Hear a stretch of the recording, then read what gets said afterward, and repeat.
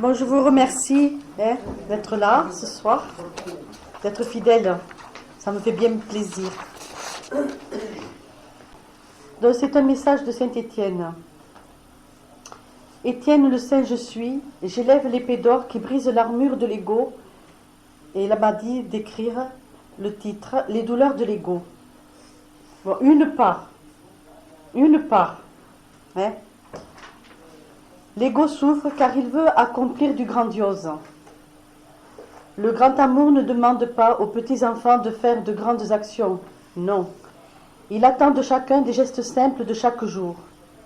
Si tu ramasses une feuille avec amour, nous te regardons. Si tu te charges d'un poids avec hypocrisie, ou pour le paraître, nous ne te voyons pas. Chaque pensée, chaque comportement, pour vivre la charité, la miséricorde dans la joie, est agréé des cieux. L'ego se prive pour que l'on s'apitoie sur lui. Le grand amour n'a pas créé tant de belles et bonnes choses pour que vous vous en priviez. Profiter de la création, c'est apprendre à l'aimer, à la connaître, donc à la protéger. L'ego se goinfre car il pense que personne ne le voit. Mais quand il prend trop de place, il se cache et pleure. Le grand amour aime que le petit enfant regarde gentiment et humblement son frère, afin que son frère voie le meilleur de son cœur. L'ego se met en colère quand le frère ne va pas dans son sens. Le grand amour n'exige pas que les petits enfants déambulent comme des moutons, car à chacun, il a mis une part de lui, et toutes sont uniques. L'ego ne veut pas se tromper, il pense tout savoir, tout connaître, mais il se perd dans ses illusions et endure la solitude, car son frère le fuit. Le grand amour aime l'enfant humble qui veut toujours apprendre et comprendre, car il atteint un jour la connaissance des mystères. L'ego veut posséder les richesses de la terre, car il veut pouvoir combler tous ses désirs. Mais il connaît un jour toutes les peurs de perdre ce qu'il pense avoir pour l'éternité. Le grand amour donne toujours aux petits enfants ce dont ils ont besoin pour être heureux. L'ego veut être religieux. Pour cela, il veut des maisons et des statues à la hauteur de son paraître. Mais à force de prier à genoux sur la pierre, adorant des images de pierre, il a endurci son cœur. Il a oublié de voir l'amour en toutes choses et créature des cieux.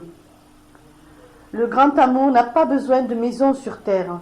Sa maison est en haut, en bas, à gauche, à droite et partout à la fois. Pas besoin d'images de pierre, quand l'enfant prie, nous l'entendons.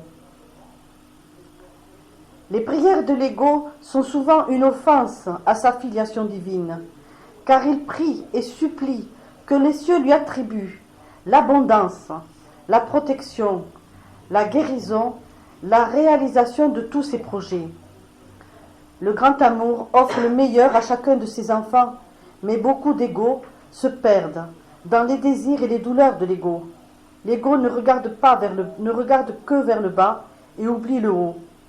À cause de ses insatisfactions, de ses désirs, il attire à lui les malaises de l'envie, de la jalousie, de la colère, sans oublier toutes sortes de peines qui créent dans le temps la maladie. Beaucoup prient qu'il soit offert le meilleur de la terre à leurs enfants. Mais leurs enfants ne sont pas venus sur terre pour ne plus grandir. Ils veulent atteindre une autre hauteur, une autre force, une autre lumière. Le grand amour a parrainé à chacun de nous un ange bienveillant. L'ange offre les bonnes choses toutes prêtes depuis bien longtemps à l'enfant qui lui est confié, quand celui-ci a atteint la force humble de l'amour divin du trône de son cœur. L'ange a fait une pause et il a dit « Amour pour vous tous et partir ». Donc là, j'espère que vous allez me poser des questions sur l'ego, parce que l'ego, c'est le poison de la terre. C'est vraiment la chose qui nous empoisonne tous. Et vraiment, je vais vous donner un exemple que je donne dans les conférences. C'est la fameuse soupe à l'oignon. Hein. Alors, c'est deux femmes qui préparent toute la journée une bonne soupe. Arrive le mari. Chez la première, le mari s'assoit, commence à goûter la soupe et il dit « Ta soupe est trop salée ». Et elle rentre dans une colère pas possible. Eh oui, et tu trouves que ma soupe elle est trop salée. Eh bien moi je la trouve pas salée. Et puis ma soupe, toute la journée je l'ai préparée. Bon enfin alors elle crée, le mari ne sait plus quoi dire. Et ça crée un gros problème dans le couple. C'est parce qu'elle n'a pas voulu admettre, son ego n'a pas voulu admettre que sa soupe n'était pas assez salée. Ou qu'elle était trop salée. De l'autre, le mari arrive, goûte la soupe, et il dit à sa femme, ta soupe est trop salée. Et elle dit, oui, tu as raison, elle est trop salée, demain je ferai attention. Et il passe une très bonne soirée. Donc c'est un exemple simple, mais qui vous conforte dans ce que l'ego fait tout le temps, sans arrêt. Mais sans arrêt. Alors je vous conseille, pour combattre l'ego, il y a une leçon, c'est dire de suite ce que vous ressentez en mauvais en vous. Parce que l'autre va vous répondre, mais vous le dites gentiment, hein? Gentiment, bien sûr. Et l'autre va vous dire, mais pourquoi tu me dis ça? Ou je ne le pensais pas comme ça. Et vous allez éviter tout conflit. Parce que le problème, c'est que ça va occasionner, si vous ne le dites pas, votre ego, pas content, va rentrer dans le corps de l'intellect. Dans le corps de l'intellect, il va mettre de mauvaises pensées. Ces mauvaises pensées vont rentrer dans le corps du désir, vont avoir des désirs mauvais, de vengeance, de haine, de malaise.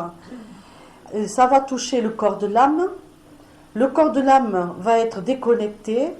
Et dans le temps, ça devient guerre, méchanceté ou maladie. Hein? On va donc éviter tout cela, si simplement en disant, bon, ben, ce que tu viens de me dire me fait de la peine. Alors l'autre va peut-être réfléchir et dire, écoute, ça t'a peut-être fait de la peine, mais je n'ai vraiment pas voulu le dire dans ce sens-là. Hein? Voilà, donc c'est vraiment la communication. Parce que les anges disent, dans ce monde de haute communication, dans ce monde, vous avez créé une haute communication qui tue votre propre communication. Ça veut tout dire. Hein? Vous le comprenez? Bien. Alors, l'épée d'or qui brise l'armure de l'ego. Les anges n'ont pas une épée comme ça, mais c'est une image hein, pour que les hommes comprennent. L'ego souffre car il veut accomplir du grandiose. En fait, dans tout ce que nous voulons faire, nous voulons toujours dépasser des fois nos propres possibilités. Ou alors on se met la bride haute. J'ai dit il n'y a pas longtemps à quelqu'un, tu as déjà une vie compliquée, mais alors tu la compliques encore plus. Hein? Alors déjà, tu t'es choisi une vie difficile, et en plus tu te la compliques, en y ajoutant encore plus de complications. Bon, hein? Donc il faut essayer d'adoucir notre chemin de vie. Hein? Le grand amour ne demande pas aux petits-enfants de faire de grandes actions.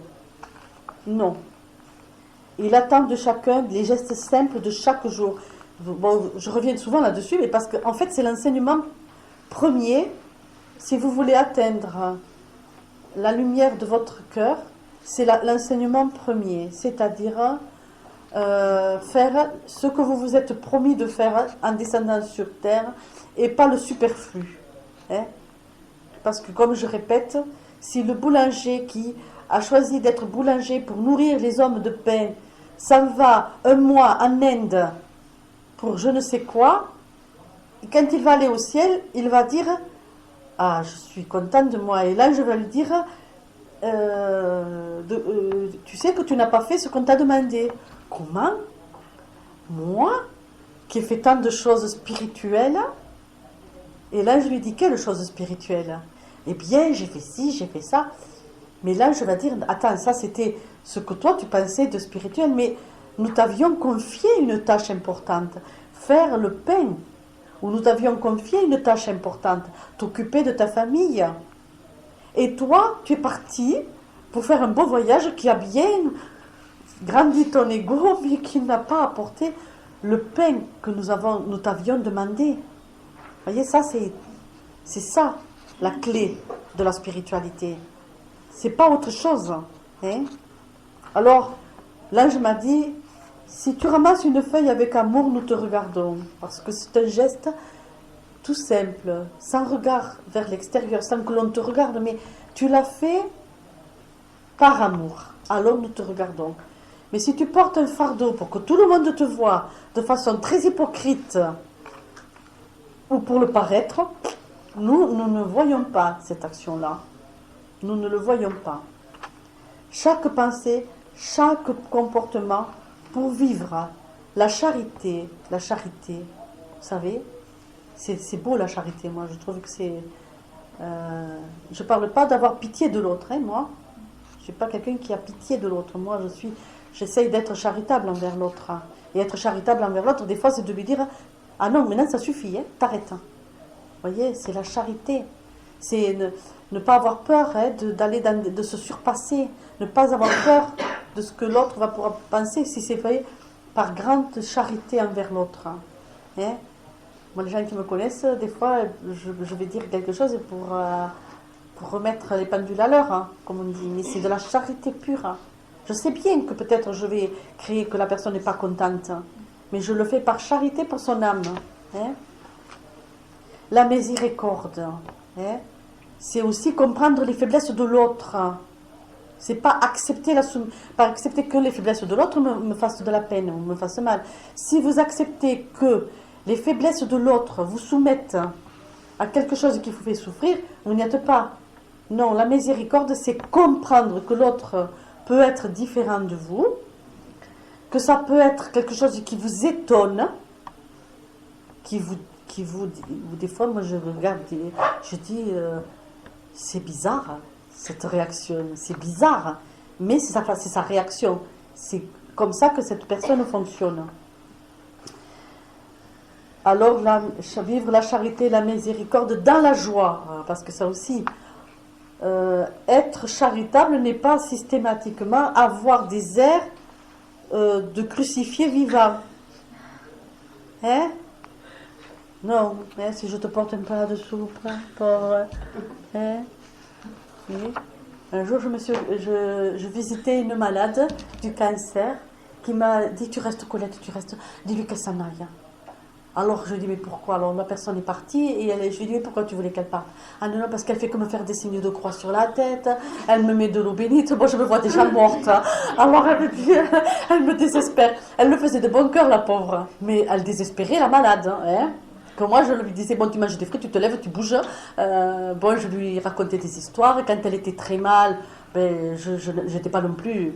J'écoutais aussi, je compatissais dans sa souffrance, mais bon, quand des fois je la mettais un peu, je la remuais, hein, voilà, bon, en fait c'est ça, alors, aller voir un malade, n'y allez pas, mon pauvre, hein, non, hein, c'est la joie qui apporte, vous savez, je disais à Dimitri, mon beau-fils qui est en ce moment sur un lit d'hôpital, je lui disais, c'est là d'abord, là, ici, que tu guéris. Hein? Tu te fais déjà la guérison là. Et après, ça descendra là. Hein? C'est comme ça. L'ego se prive pour que l'on s'apitoie sur lui. Oh. Je fais une grande diète. Alors ça, c'est... Vous savez, il y en a que ça fait du bien, hein? C'est pas ça que je veux dire. Hein. Mais alors, ça je l'entends souvent, il y a des... ouais, moi, comment on dit ça? Je jeûne. Ah, ça devient à la mode, je jeûne. Alors bon, je sais pas moi. Hein. Moi, je jeûne une journée, avec le potentiel de travail que je fais et ma gourmandise, vous me ramassez la petite cuillère. Hein. Maintenant, manger équilibré, une nourriture saine, fraîche, le mieux que l'on peut, oui. Mais jeûner... Moi, je me rappelle un jour, j'ai rencontré quelqu'un qui mangeait un oignon comme ça, avec une carotte et un hareng sec. Alors bon, je me suis dit, peut-être que si elle aime ça, que ça lui fait du bien, elle a raison. Mais quand je me suis rendu compte qu'elle faisait ça très souvent et que, bon, elle déclinait, à un moment donné, je lui ai dit, écoute, je crois que ton oignon, ta carotte et ton hareng sont en train de t'envoyer à l'hôpital. Tu ferais bien de manger un gâteau à la crème, là. Non, mais bon, je lui dis, il faut que tu changes ta façon, peut-être, bon, hein, bon. Non, alors, non, mais c'est... Alors, parce que, vous voyez, pour le cas de cette dame, elle disait, attends, mais moi, je jeûne parce que je connecte. Alors, ouais, moi, quand je jeûne, je connecte. Vous avez jamais entendu ça? Il y en a beaucoup qui font ça. Et moi, attends, moi, je connecte. Je suis en vibration quand je jeûne.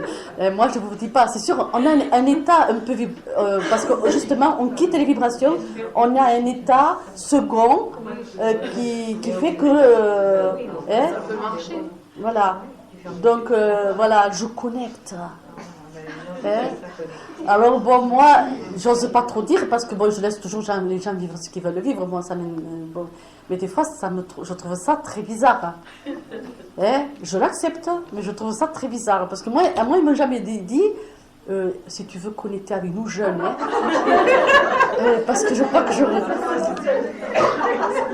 j'aurais du mal. Oh là là, j'aurais du mal moi. Bon, vous voyez, par exemple, quand je viens vous voir, dans les réunions ISO, je vais vous dire quand même la vérité, dans les réunions ISO, dans les conférences, avant de venir, je mange que de yaourt. Mais je me rattrape un peu, ne vous inquiétez pas. Je mange que de yaourt parce que, si vous voulez, là, je suis vraiment avec vous. J'ai besoin quand même de ne pas avoir une digestion qui me ferait dormir ou n'importe. Mais je goûte bien avant quand même. Et ce soir, quand je vais rentrer avec mon mari, là, on va se faire une dînette, une spardinette. Plein de petites bonnes choses là. Voilà, bon, enfin, ça, chacun fait ce qu'il veut. Si vous connectez en jeûnant, jeûnez, les enfants, jeûnez. Mais bon, c'est aussi une espèce de mode, il y a une mode là-dessus. Bon, enfin. Alors lui, il m'a dit de vous dire, le grand amour n'a pas créé tant de belles et bonnes choses, pour que vous vous en priviez. Alors bon, faites comme vous voulez, Profiter de la création, c'est apprendre à l'aimer, à la connaître, donc à la protéger. Alors, vous savez, quand moi je trouve qu'on a de la chance ici, surtout dans notre région. Par exemple, c'était la fête des pommes là. Alors, on met des golden, des coquettes, je sais pas, toutes ces pommes là. Moi, je goûte à toutes. Et je trouve que voilà, bon, on mange. Moi, je trouve qu'on partage quelque chose avec l'arbre là. Personnellement, bon, sans rire. Quand on partage deux saisons, ah non, deux saisons. Moi, les fruits qui sont hors saison, j'aime pas. Deux saisons partagées avec la nature. Vous savez, c'est pour ça. Au printemps, je t'offre les fruits rouges. Ça régénère le sang. Après, vous voyez, bon, là, ça allège, ça purifie un peu les pommes, les poires. Et après, il y a les fruits secs pour passer l'hiver. Bon, je trouve que c'est merveilleux. C'est bien fait, la nature. Vous savez, les anges du destin. Quand nous sommes au ciel, vous savez que nous travaillons dans le monde de la création. Je ne vais pas trop vous en dire, je vais vous en dire un peu, comme ça vous viendrez, les deux. On travaille, on crée, c'est très intelligent, c'est parfait, de l'intelligence pure, de partage, de créer. Et quand on est là-haut, qu'on crée, c'est merveilleux. Et on crée, c'est voulu pour telle chose, pour ça. Donc, si c'est fait les bonnes et belles choses, ce n'est sûrement pas pour qu'on les regarde. Croquer la pomme. Non, mais je veux dire, c'est pas pour qu'on les regarde. C'est pour qu'on en profite. Oui, j'en profite moi. Ouais. Donc, voilà. Et puis, ça nous permet de l'aimer, la nature, et de la protéger. Parce qu'elle me nourrit, donc je vais faire attention. Je vais prendre soin d'elle. Voilà. Alors après, vous avez le contraire, l'ego qui se goinfre. Car il pense que personne ne le voit. Ça, c'est plus triste, moi, je trouve, parce que là, c'est déjà un comportement du karma. Déjà, souvent, il y a eu une grande importance dans une vie, ils se réincarnent, et puis personne ne les regarde. Personne ne les voit. Et là, ils vont manger, prendre de la place. Là, c'est un autre comportement. Alors, moi, je leur dis toujours à ces gens, c'est pas parce que vous êtes bête, c'est pas parce que vous êtes laid, c'est parce que vous avez le karma. Que dans cette vie, on ne vous regardera pas. Mais c'est pour que vous ayez le regard envers les autres.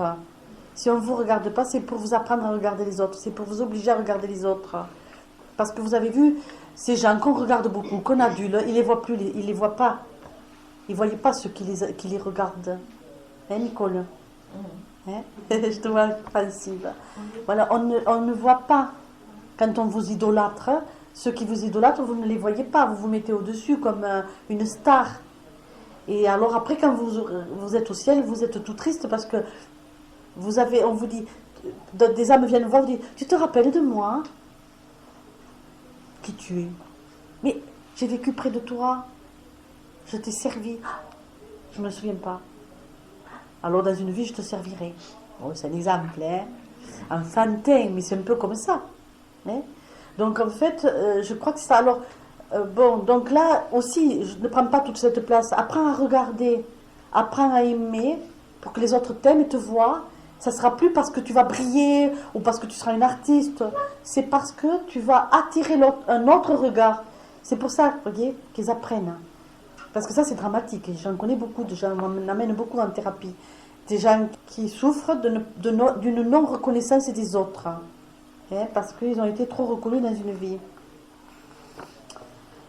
Alors, le go se goinfre car il pense que personne ne le voit, mais quand il prend trop de place, il se cache et pleure. Le grand amour aime que le petit enfant regarde gentiment et humblement son frère, afin que son frère voie le meilleur de son cœur. L'ego se met en colère quand le frère ne va pas dans son sens, pense comme moi ou meurt. C'est vrai, c'est comme ça, hein, souvent. Moi, j'ai vu un repas de famille, pendant longtemps, c'était... Hein, oula. Donc, voilà. Non, ben, au contraire, c'est accepter que l'autre ne pense pas comme toi, parce que dans ce que lui voit, il y a peut-être quelque chose à apprendre. Moi, je le vois comme ça. Quand quelqu'un me dit quelque chose que... Bon, je ne suis pas toujours d'accord avec ce que les autres disent, mais bon, j'écoute quand même, parce que je me dis, ou je ne serais pas d'accord du tout, mais je ne lui dirai pas, je me le penserai, ou je me dirais, bon, quand même, c'est pas bête ce que dit cette personne. Moi, j'ai eu le cas d'une personne qui me semblait, qui me donnait une image très matérialiste, très dans la possession, l'ambition, mais de l'écouter parler, je me disais qu'il avait un côté joli. Voilà, parce il disait des choses très belles. Voilà. Hein. Donc, le grand amour n'exige pas que les petits enfants déambulent comme des moutons, car à chacun il a mis une part de lui, et toutes sont uniques.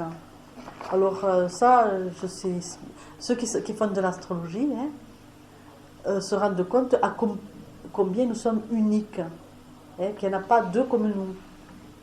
Mais il ne faut pas que ce soit de l'ego vaniteux, ça. Hein. Bon. L'ego ne veut pas se tromper. Il pense tout savoir, tout connaître, mais il se perd dans ses illusions et endure la solitude, car son frère le fuit. L'ego, c'est peur d'agir, parce que j'ai peur de ce que les autres vont dire dans mon action. Peur de créer, parce que j'ai peur que ce que je vais créer ne soit pas dans l'admiration des yeux des autres. Peur de dire, parce que je ne sais pas ce que l'autre va penser de ma parole. Peur de faire, parce que je ne sais pas ce que l'autre... Vous voyez, ça c'est l'ego. Alors il a empoisonné. Hein. Oh. Donc, n'ayez pas peur, vous savez. C'est un manque d'ego. Non, c'est le contraire. La peur, c'est de l'ego. Tu vois, peur de faire. Par exemple, peur de... un jour, j'ai quelqu'un qui est venu. C'est une personne, elle a un don d'artiste sûr. Elle me dit, ah bon, je ne sais pas dessiner, je ne sais rien faire. Alors, je lui dis, va apprendre, parce que quand tu vas apprendre, tu vas découvrir quelque chose en toi. Donc, elle me dit, ouais, mais bon, et oui, mais après, si je ne réussis pas, ça, c'est l'ego. L'ego, c'est ça. C'est-à-dire peur de ne pas... par exemple, je veux toujours te faire plaisir. Hein? Alors, tu es une amie, tu viens avec moi, tu me dis, est-ce que ce pull me va bien? Toi, par peur de ce que va penser ton ami, hein, tu vas lui dire, ah oui, il te va très bien, alors que tu te dis, il ne va pas du tout. C'est l'ego, ça. C'est l'ego. Oui, l'ego, il a... De toute façon, si tu n'as pas d'ego, tu n'as pas peur de rien. Alors le manque de confiance en soi, c'est l'ego. Et oui, c'est l'ego qui tue la confiance en toi. Parce que toi, le je suis, il est divin. Une personne qui a atteint son je suis, qui a atteint la divinité, a confiance en elle. Elle sait très bien, elle connaît ses limites. Elle sait très bien qu'elle ne sera pas, par exemple, bon, parlons d'art, qu'elle ne pourra pas, par exemple, peindre ou chanter de façon... Mais elle fera de la peinture, elle fera du chant, par exemple, parce qu'elle a envie d'en faire. Je suis. L'ego, lui, va l'empêcher parce que il ne va pas être sûr d'être regardé, admiré. C'est terrible, l'ego. Même, par exemple, une femme peut, ou un homme ne peut ne pas mettre de couleur, de peur que le miroir ne réponde pas à ses attentes. Un exemple. Toutes vos peurs, toutes, viennent de l'ego. Il n'y a pas une peur qui ne vienne pas de l'ego. Peur du regard des autres, alors. Oui. Mais même pour toi, même peur de toi, de ne pas être satisfaite de toi.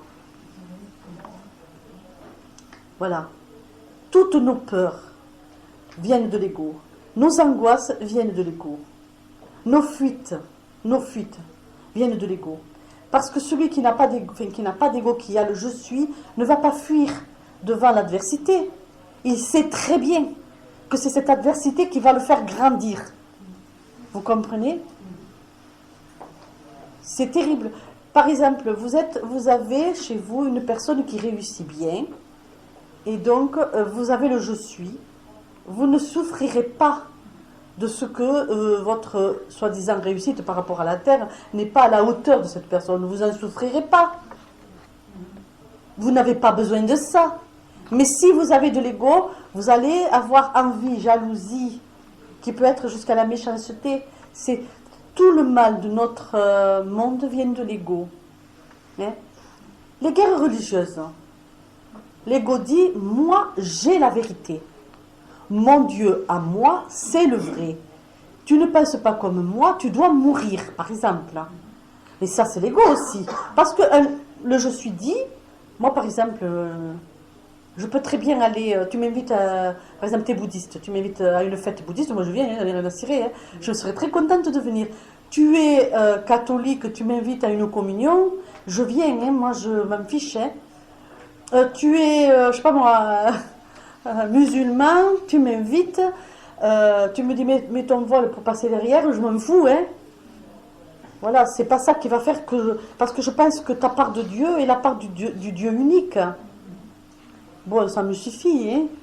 Voilà, le problème de l'ego va créer la guerre. Voilà, je vous assure que tout vient de là. Hein? Pourquoi? Mais bien sûr, pourquoi des parents soumettent leurs enfants aux études de façon épouvantable? Vous avez des enfants aujourd'hui, tout petits, qui font alors école, anglais, catéchisme, enfin, sport, musique, voilà. Mais vous croyez que c'est pour l'enfant? C'est pour l'ego, malheureusement. Pour l'ego. Alors, moi, je ne suis pas du tout. Hein. Moi, je suis pour l'enfance à l'enfance. Bon.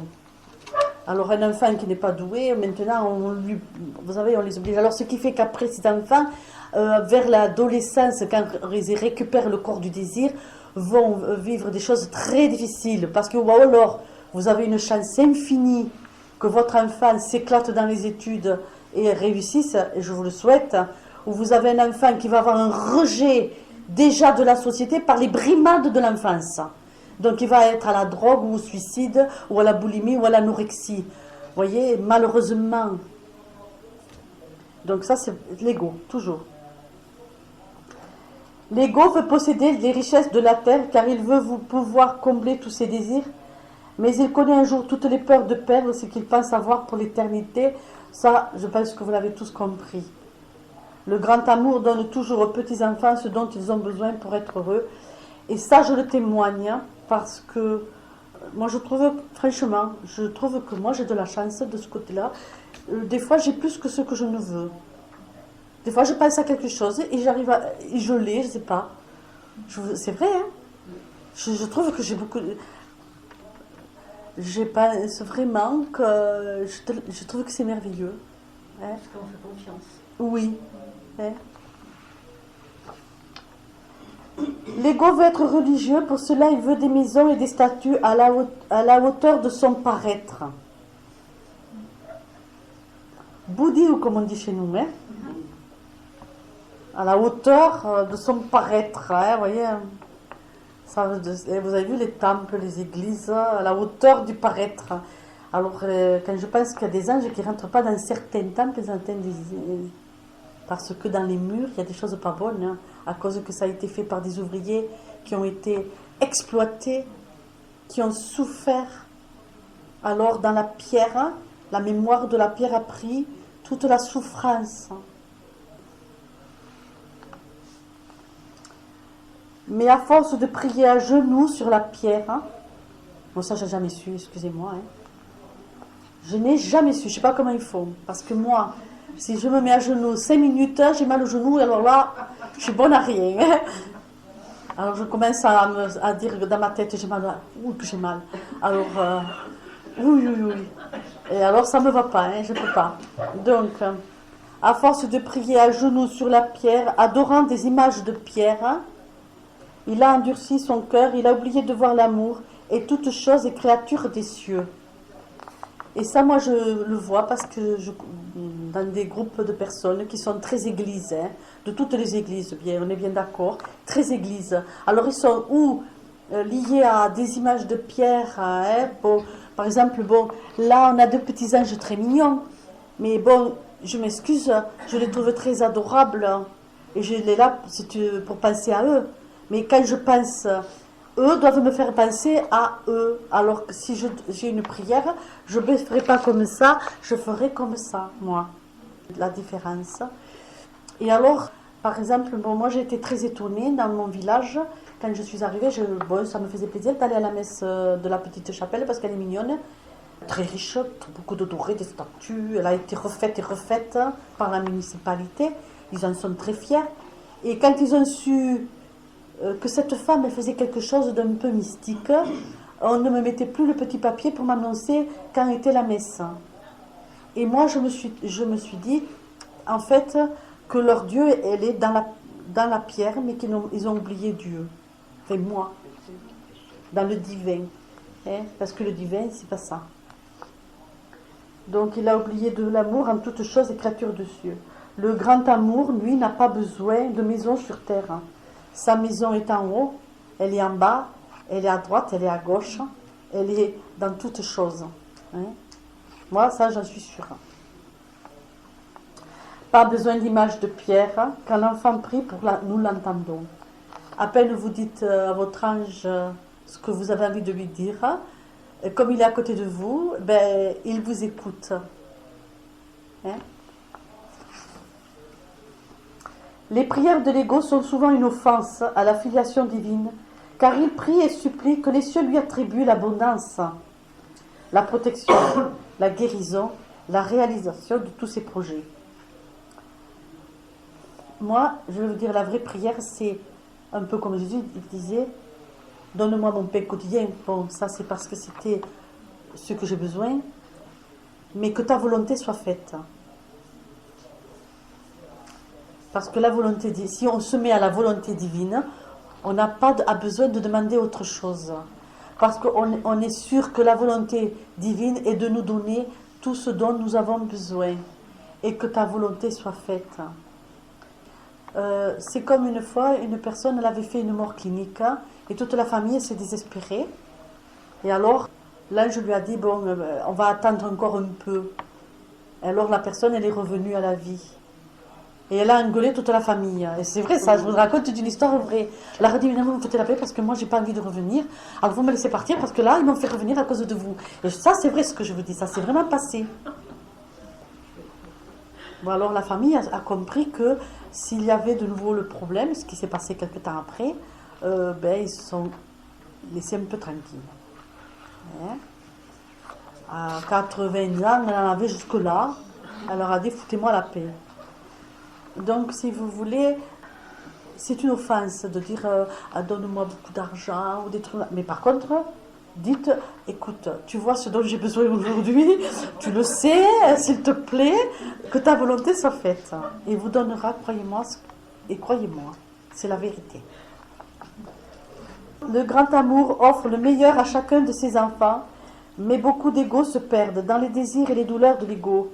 L'ego ne regarde que vers le bas et il oublie le haut. À cause de ses insatisfactions, de ses désirs, il attire à lui les malaises de l'envie, de la jalousie, de la colère, sans oublier toutes sortes de peines qui créent dans le temps la maladie. Et là, il a fini, il m'a dit, tu insistes sur ce passage. Beaucoup prient qu'il soit offert le meilleur de la terre à leurs enfants, mais leurs enfants ne sont pas venus sur terre pour ne plus grandir. Ils veulent atteindre une autre hauteur, une autre force, une autre lumière. Le grand amour a parrainé à chacun de nous un ange bienveillant.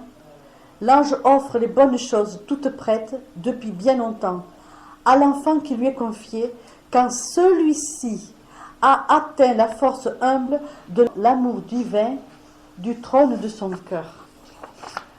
Parce qu'aujourd'hui, vous savez, on protège les enfants de tout. On les protège, on dit qu'il ne faut pas les punir, il ne faut pas les gronder, il ne faut pas surtout les... Hein, voilà, les choquer, les... Voilà. Alors, bon, je ne vous dis pas de taper sur vos enfants, hein. Mais un enfant a besoin, il va attendre, surtout des enfants d'aujourd'hui, il va voir les limites. Il y a des limites. Et tout petit, il doit apprendre le non et le oui. S'il ne connaît que le oui, pauvre de vous plus tard. Oui et non. Ça, c'est non. Hein? Moi, j'ai 2 petits-enfants tout très, très adorables. Comme toutes les mamies, on a un regard sur ces petits-enfants comme des petits rayons de soleil. Hein? Mais quand je dis non... bon, on essaye un peu, hein, on met la main quand même. Et je dis non. Alors, bon, c'est non. Alors, il fait, mais c'est non. Hein. Il ne m'attendrait pas, même avec le petit bout de tête si charmant. Qu'on a envie de. Hein, mais bon. Un enfant s'élève. Vous savez, moi, quand j'étais catéchèse à Saint-Louis de Gonzague, il y a très longtemps, un jour, un enfant est venu et m'a dit, moi, Colette, mes parents ne m'aiment pas. Et je lui ai dit, mais pourquoi tu dis ça? Bien sûr que tes parents, ils t'aiment. Les parents ne peuvent que t'aimer. Il dit, non, ils ne m'aiment pas. Moi, jamais ils m'ont grondé, hein. Moi, jamais été puni. Jamais été puni, jamais été grondé. Je fais ce que je veux chez moi. Et j'ai trouvé ça vraiment triste, quoi. Hein. Et les limites sont très, très importantes. Sachez que ce sont des âmes très vieilles, dans des petits corps adorables. Hein. Il faut les aider à grandir. Dans notre société où aujourd'hui on fait n'importe quoi, il y a un déséquilibre complet. Un enfant a besoin d'éducation, de morale. Et j'ai prévu un petit passage coquin de ma part. J'ai prévu de mettre dans la feuille de l'ange un petit conte pour enfants que tous les mois vous pourrez lire, hein, qui sera le livre du futur. Voilà, parce que je trouve que on a vraiment vous savez, par exemple, je vais mettre un conte sur les chaussures. Hein. Voilà, parce que par exemple, les enfants d'aujourd'hui, on leur achète des chaussures très chères parce qu'il y a un petit truc, là, une marque. Et alors, moi, je vais expliquer à ces enfants comment a été fabriquée cette chaussure, alors qu'il faut les porter avec beaucoup d'amour et de compréhension pour tous ces petits-enfants qui ont travaillé à ces chaussures. Hein. Enfin, bon. Donc voilà, pour l'ego. Alors, sur le petit papier, posez les questions, hein. Parce que là, on va changer de sujet, plus peut-être dans l'ordre du jour, et pourtant, l'ego est très important. Hein. Pour moi, j'ai tenu à donner l'enseignement de l'ego parce qu'il est très important. Gabriel a apparu, alors, hein, c'est beau. Il a dit, béni je suis, je viens transmettre aux enfants de la terre le message d'enseignement. Des jours difficiles arrivent dans ton monde. Quand il dit le tu, c'est très important. Parce qu'il veut vraiment que la personne le reçoive comme s'il te parle. Hein. Des jours difficiles arrivent dans ton monde et je compte bien sur ceux qui m'aiment. Mon enfant, si tu trouves sur ta route un plus petit que toi, aime-le comme je t'aime. Je connais tes faiblesses, mais je les pardonne si tu te repens gentiment en essayant de mieux faire. Les douleurs de l'enfantement qui remuent le centre de ton monde t'effraient. Pose-toi les vraies questions afin de bien vivre en ces temps. Accepte d'être encore un enfant qui cherche à grimper vers le plus haut qui est en lui. Accepte le vent de la colère et respecte-le. Il ne te fera pas trébucher. L'eau qui tombe et qui recouvre le paysage, nettoie la nature des blessures infligées. Toi, honore-la, elle t'aidera à te laver de tes scories mentales. Le feu court de colline en colline et s'unit au vent et à l'eau pour une grande purification du sol et des âmes. Toi, mon enfant, tu regardes et tu réalises enfin combien est puissante ma création.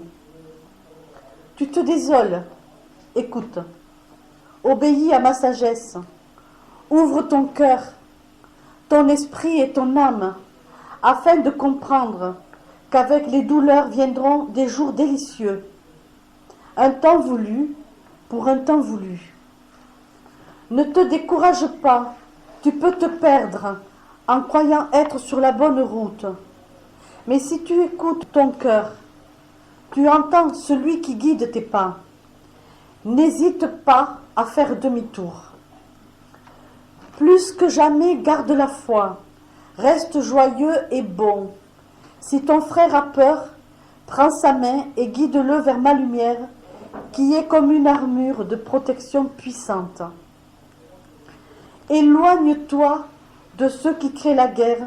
Surtout, ne reste pas de peur de laisser derrière toi les biens de la terre. Tes possessions ne te protégeront pas de la haine, des explosions et du feu. Seul mon amour en toute vie sera ta protection. Envers ceux qui créent l'effroi, n'aie aucune pensée mauvaise. Pars et dis-toi qu'ils ne sont pas de ton monde. Viens, moi, je suis ton monde. Écoute mon contact, apprends les messages et fais-les connaître, car les forces négatives veulent effacer mes enseignements de libération. C'est pourquoi j'ai mis les 4 livres de chaque côté. Pour gagner sur l'adversité, je te demande que de la bonne volonté. Laisse de côté les efforts inutiles et va vers l'utile qui te mène à l'amour véritable. Travaille tes actes d'amour. Si tu perds courage, si tu sens en toi aucune force, c'est que tu t'es éloigné de moi. Cours vite te réfugier dans la douceur de la foi en moi. Tu retrouveras courage et force. Plus que jamais, ne te laisse pas aveugler par les désirs de ton monde. Je suis celui qui te procure tout ce dont tu as besoin, mais pour cela laisse-moi faire et reste calme. Je te donnerai plus que tu ne crois, car je déteste la misère. Elle n'est pas de ma création. Le riche crée la misère, que le pauvre ne l'accepte pas et ne s'y laisse pas consumer. Si tu as de grands biens, partage-les avec ton frère pour détruire la pauvreté qui crée le bien vilaine pensée. En ces jours difficiles, il est important d'avancer plus rapidement vers l'enseignement que je t'offre afin d'être une aide importante le moment voulu. Mes anges entourent ton monde et lui envoient toutes mes énergies d'amour afin que ceux qui lèvent leur regard vers moi, de toute race, de toute confession, tous ceux qui vivent l'amour véritable, reçoivent en plein cœur les purs rayons de la force christique. Là, j'ai fait une pause et il a dit « Saint, je suis partir ».